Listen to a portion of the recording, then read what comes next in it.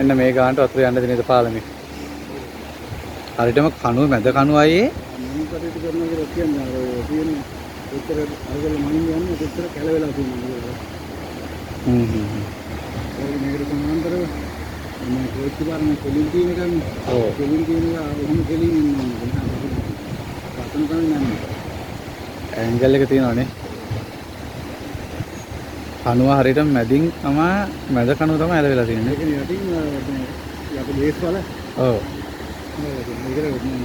මේ කලින් හිතුවා නම් මේක හරහා වතන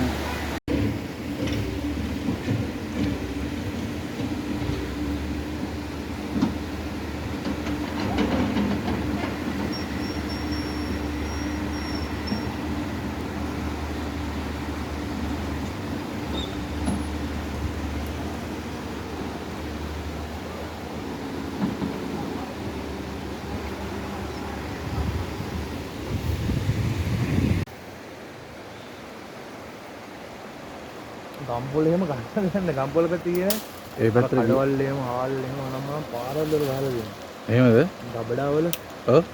වතුර ගහලානේ හාල් පිටි සීනි අනම්මනම් පරිප්පු කොටන. අපරිසර.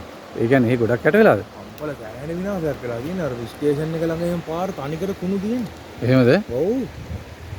මට ස්ටේෂන් ළඟ පොඩි කැලලක් තියෙනවා තනිකර කුණු තියෙන්නේ.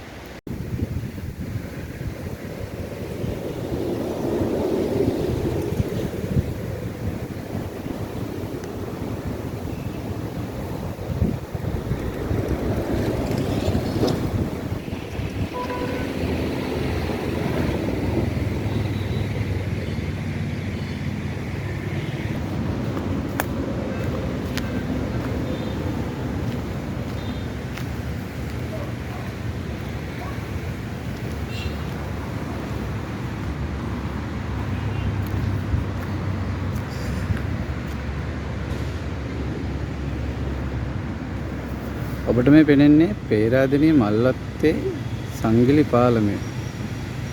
මේ වන විට තත්ත්වය. ඒ කියන්නේ ගම් වතුර ඇවිල්ලා මේක යට වෙලා කැඩිලම ගිහින් තියෙන්නේ.